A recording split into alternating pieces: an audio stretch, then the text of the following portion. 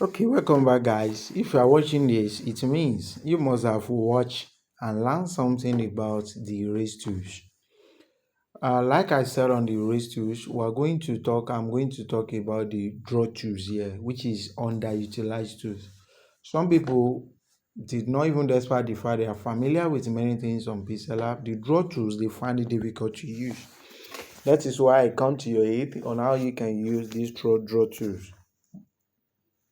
The draw tools is activated immediately you open your PixelLab, and this is the icon I was talking about. We call it a draw tools.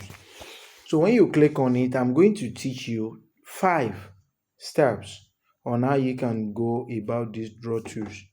The first thing is we look at number 1. The first thing is we look at all those icons one after the other. We have these 3 icons when you activated it. When you activate it, we have the 3 icons. The first one is eraser. When you see at the right side, we have the undo icon at the left side, and we have a revert icon at the center. What do I mean by all this? When you see the eraser, maybe you've been draw something which you didn't like, you can erase any part. We have the undo action. Maybe you have make any mistake, you want to undo it to go back to your present actions. You can tap on the left icon. The center icon is a revert. What do I mean by revert? There's a difference between the revert and undo icon. Revert will allow you to go back to initial stage. We automatically erase everything and allow you to go back to the starting stage. And we have here different color that you can use to draw, and after you must have select everything, you can just select your color. Then we have what we call a pen size. That is, when you want to draw, since you activated, you can see this is the size, is 15 size. So if I want it to be smaller than that, so let me explain these 3 parts first. After you draw, if I want to undo, I will just type here. If I want to revert, let's say I write something here, I write something here, I draw it. It's in 3 different parts.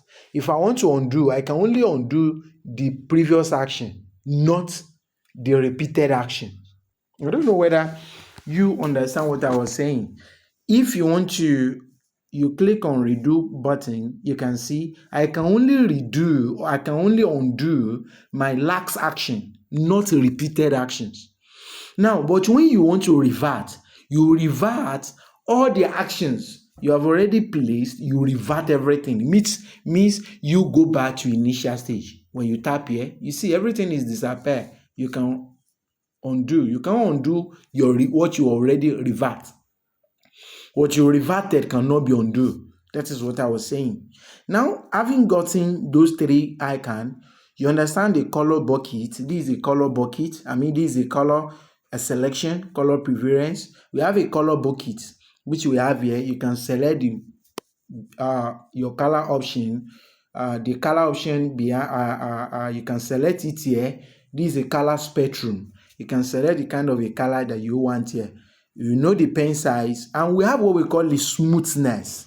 So when you draw everything, it allows you to smooth, no contour. But if I want the fill inside, we have 2 options. We have fill inside, we have a dash line, we have a new effect. This dash line, I normally use it to cap a line behind an object. So let me show you what I mean by that. So let's say I undo, then I tap on line. So when I will draw anything, so it will give me a cutting line like this. So let me show you what I'm trying to do. If you select an image, let me bring any design and I will show you what I was trying to pass across. So let me show you something. So we show you what I was. So let me bring this particular image. Let me bring this image. So you can see this image. This image of me. This is a kind of a design I've made. Or let me bring the PLP of this design so that it will be like a rough sketch. You can do that to already exported design. Okay, so you go to your PLP. Let me bring that design so that we can modify it. So selecting the design, this is a raw design. Fine. So now this is my image. You see, when I tap on it, it will respond. Now I will go to my draw tools. How do you go to your draw tools? You don't select anything before you can activate the draw tools. The case is reversed to erase tools. You have to select an object. You remember I told you that when you want to remove or erase part of an object, automatically, what do you have? Automatically you activate the erase tools, but you don't activate when you want to activate the draw tools. You don't select anything. I click on my draw tools. I will think about the pen size to be like 10. Then I will go to smoothness. 24 is okay. I need a dash line. We'll call it a cutting line. So what do I need to do? I will tap on my zoom. Then I will zoom the image very well. Okay, so what do I need to do? I want to draw over this, the cutting line. So I will bring my line, cutting it. But when you look at it, I didn't consider the color. So I will go back to change the color to white. That will be perfect. Then I will repeat my action. So you can see, you might be looking at it that it's very bold. You can see, right? So you still zoom to one side, tap on it, then you increase, bring it down. So what do I need to do next? I will zoom in. So after zooming in, you can see what I got. So you must have been seeing something like of this nature, where you see a cutting line edge, cutting line surround a particular object. So when you see something of that nature, this is where they got it.